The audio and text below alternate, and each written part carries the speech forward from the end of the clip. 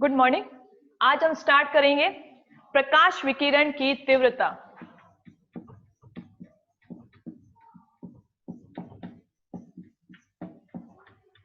विकिरण की तीव्रता क्या होती है? प्रकाश विकिरण की तीव्रता।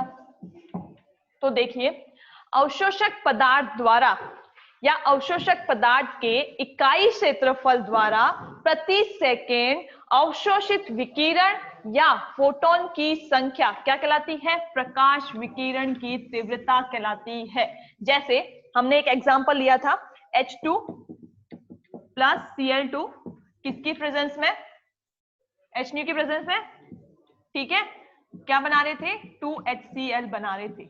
अब यहाँ पे H2 और Cl2 ने HNu विकिरण अवशोषित करके क्या बनाया? 2HCl बनाया, ठीक है। तो ये क्या हो गए? इन दोनों ने विकिरण अवशोषित किए, तो ये क्या हो गए? अवशोषक पदार्थ हो गए।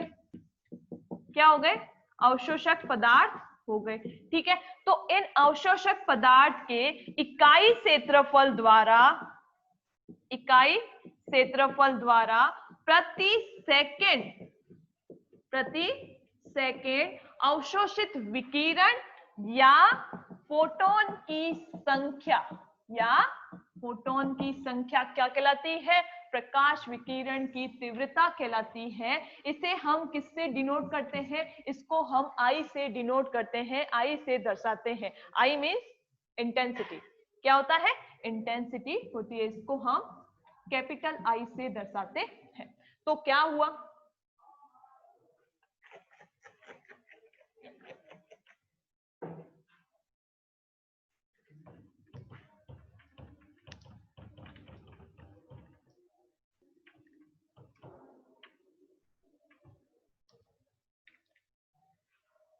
तो क्या होती है प्रकाश विकिरण? के अवशोषक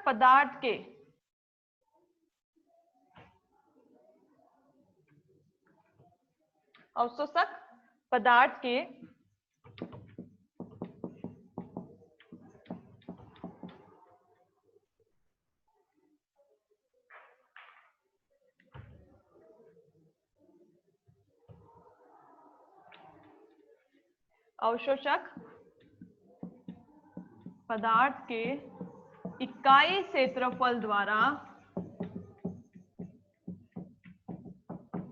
अवशोषक पदार्थ के इकाई क्षेत्रफल द्वारा प्रति सेकेंड अवशोषित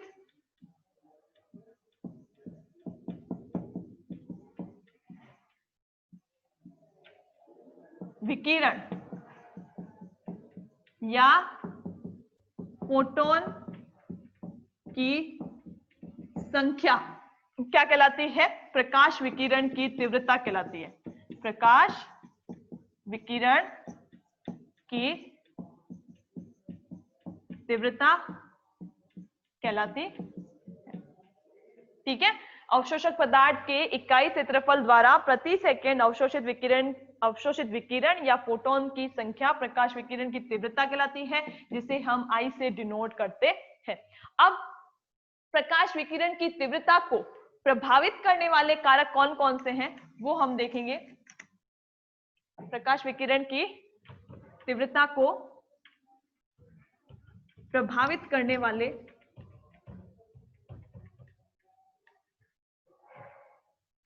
कारक कौन कौन से हैं?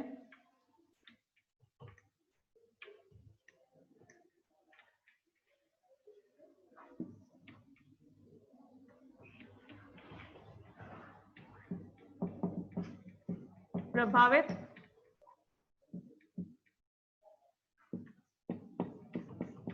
करने वाले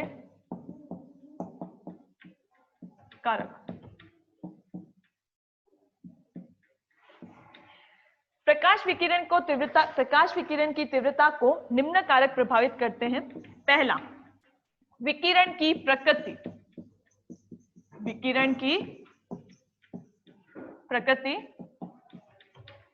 जिसमें विकिरण की तरंगदैर्ध्य और आवृत्ति जो है वो प्रकाश विकिरण की तीव्रता को प्रभावित करते हैं।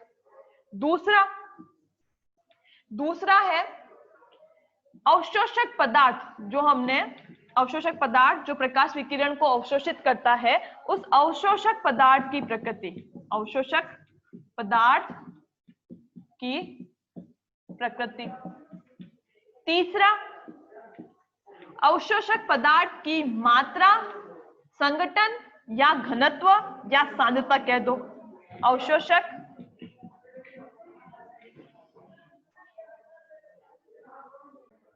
तीसरा कारक कौन सा है? अवशोषक पदार्थ की मात्रा या फिर घनत्व या कह दो सांद्रता। ठीक है। चौथा कारक है विलायक की प्रकृति, विलायक की प्रकृति। पांचवा कारक क्या है? जो हम प्रादर्श नली या फिर यूज कर रहे हैं, प्रादर्श नली का हम यूज कर रहे हैं, उस प्रादर्श नली की प्रकृति वो भी क्या करती है? प्रकाश विकिरण की तीव्रता को प्रभावित करती है। तो पांचवा कारक है प्रादर्श नली की लंबाई। प्रादर्श नली की लंबाई जो है वो भी क्या करती है? इस प्रकाश विकिरण की तीव्रता को प्रभावित करती है। और उसमें HCl में प्रकाश विकिरण की तीव्रता को प्रभावित करने वाले कारक कौन कौन से हैं? ये 5 कारक है। एक तो विकिरण की प्रकृति, दूसरा है अवशोषक पदार्थ की प्रकृति, तीसरा है अवशोषक पदार्थ की मात्रा, घनत्व या फिर सांद्रता कह दो, और चौथा कारक है विलायक की प्रकृति, और पांचवा है प्रादर्श नली की लंबाई। फिर अपने नेक्स्ट टॉपिक आता है, इस प्रकाश विकिरण और अवशोषक पदार्थ के मध्य अंतःक्रिया किस प्रकार होती है वो हम देखेंगे। प्रकाश विकिरण और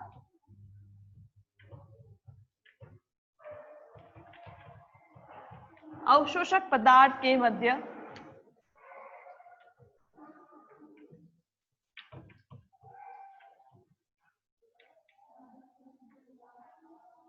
अंतःक्रिया।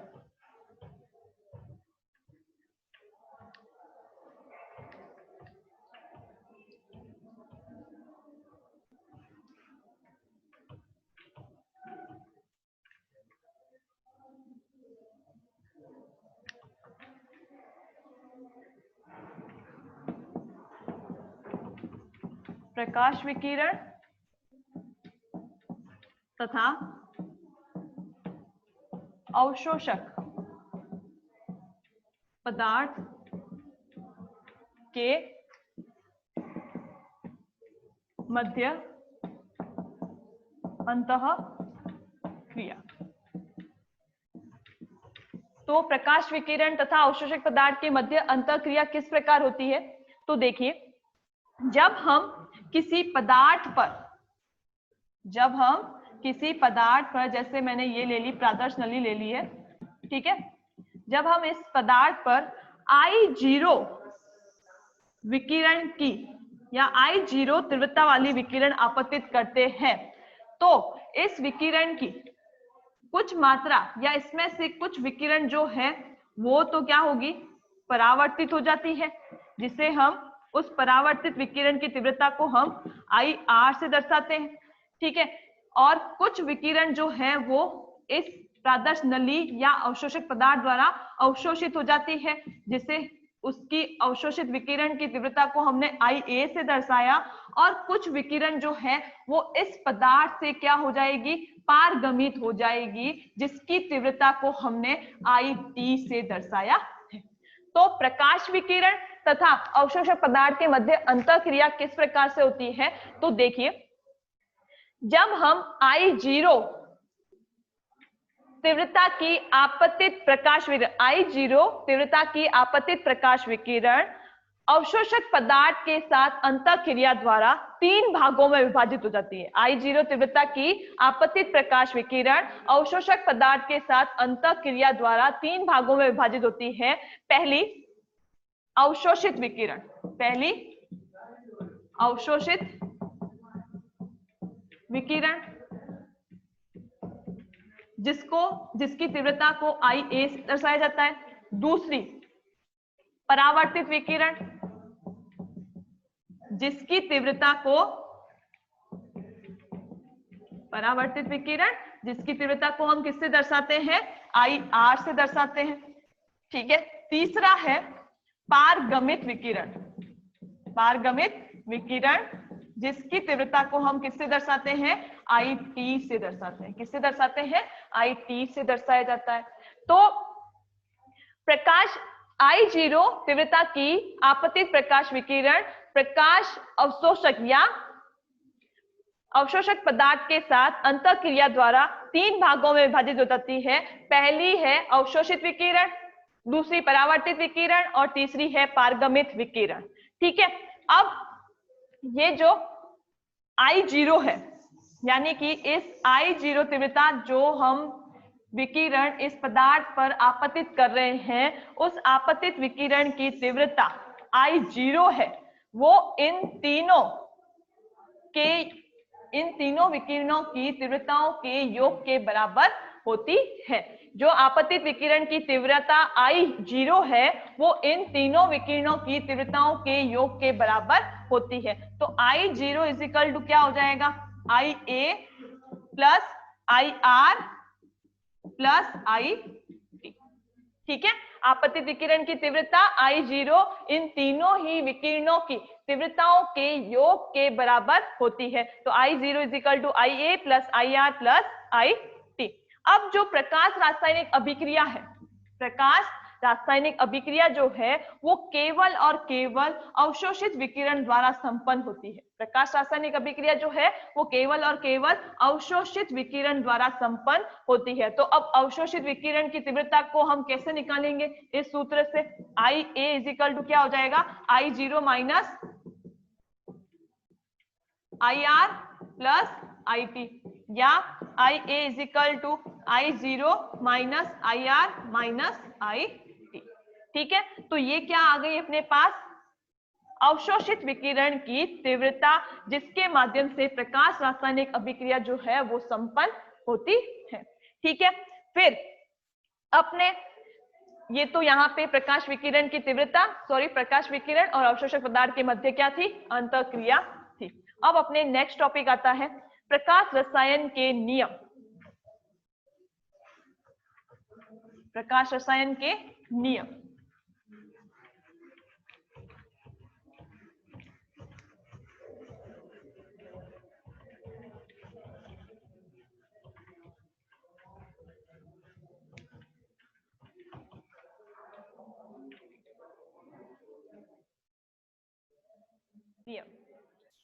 नेक्स्ट टॉपिक है अपने प्रकाश रसायन के नियम।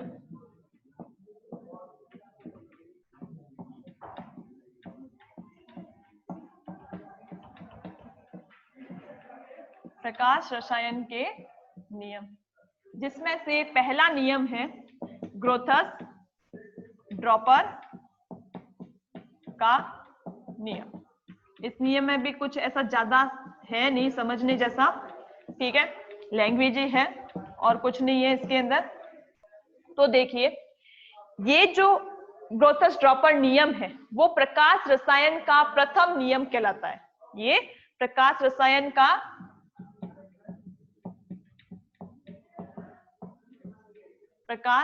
का प्रथम नियम कहलाता है। ठीक है। फिर हमने अभी जस्ट पढ़ा था कि प्रकाश रासायनिक अभिक्रिया जो है वो अवशोषित विकिरण, केवल और केवल अवशोषित विकिरण द्वारा संपन्न होती है। ठीक है। अब जो विकिरण प्रकाश रासायनिक अभिक्रिया जो है वो अवशोषित विकिरण द्वारा ही संपन्न होती है। अब देखिए, जो अवशोषक पदार्थ है,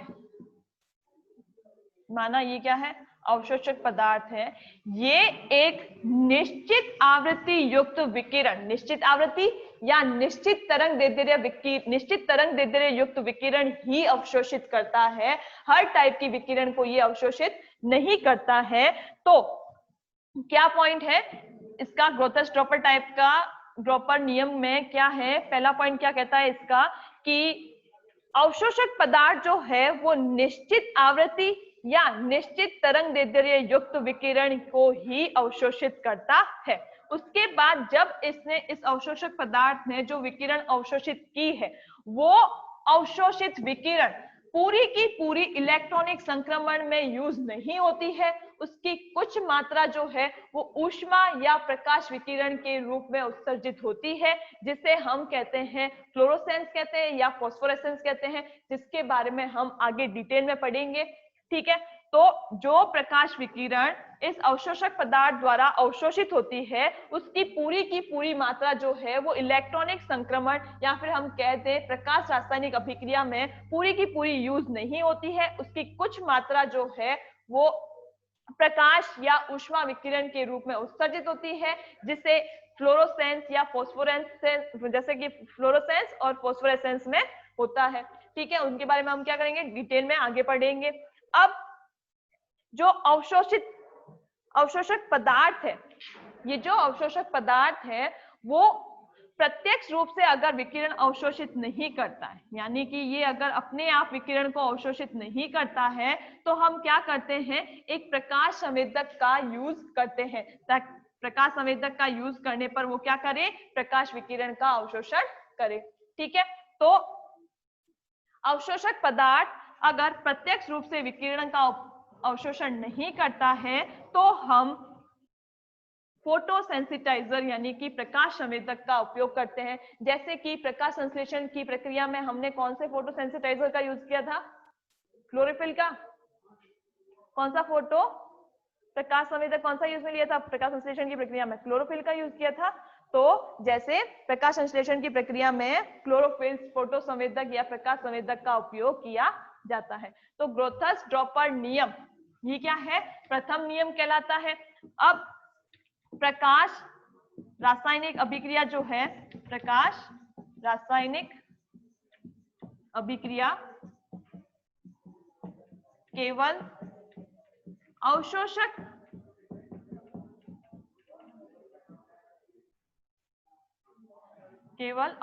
विकिरण द्वारा संपन्न होती है। प्रकाश रासायनिक अभिक्रिया जो है वो केवल अवशोषित विकिरण द्वारा संपन्न होती है। दूसरा इसका ग्रोथस ड्रॉपर नियम का दूसरा पॉइंट ये है कि जो अवशोषक पदार्थ है वो निश्चित आवृत्ति या तरंग दैर्ध्य युक्त विकिरण को ही अवशोषित करता है। अवशोषक पदार्थ निश्चित आवृत्ति या तरंग दैर्ध्य युक्त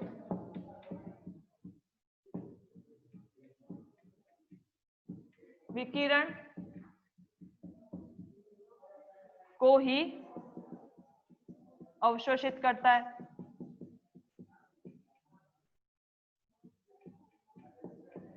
ठीक है, अवशोषक पदार्थ जो है वो निश्चित आवृत्ति या निश्चित तरंग दैर्ध्य युक्त विकिरण ही अवशोषित करता है। अब अवशोषित संपूर्ण विकिरण इलेक्ट्रॉनिक संक्रमण या फिर हम कह सकते हैं कि प्रकाश रासायनिक अभिक्रिया में पूर्ण रूप से उपयोग में नहीं होती है। उसकी कुछ मात्रा प्रकाश या ऊष्मा विकिरण के रूप में उत्सर्जित होती है। तो अवशोषित संपूर्ण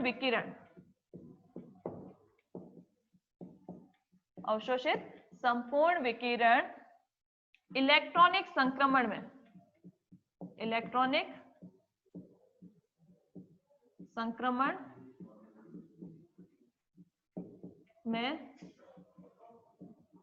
प्रयुक्त नहीं होती है। इलेक्ट्रॉनिक संक्रमण में प्रयुक्त नहीं होती है। उसकी कुछ मात्रा जो है वो ऊष्मा या प्रकाश के रूप में, उसकी कुछ मात्रा ऊष्मा या प्रकाश के रूप में उत्सर्जित होती है। उसकी कुछ मात्रा ऊष्मा या प्रकाश के रूप में उत्सर्जित होती है, जिसे जैसा कि फोस्फोरेसेंस या फ्लोरोसेंस के अंदर होता है। जैसे एग्जांपल है फ्लोरोसेंस और फोस्फोरेसेंस।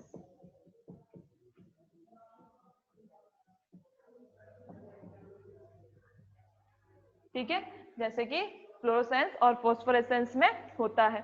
ठीक है, तो ये था ग्रोथस ड्रॉपर नियम। इसके बाद प्रकाश रसायन का द्वितीय नियम आता है स्टार्क आइंस्टीन नियम। वो हम क्या करेंगे, नेक्स्ट क्लास में पढ़ेंगे।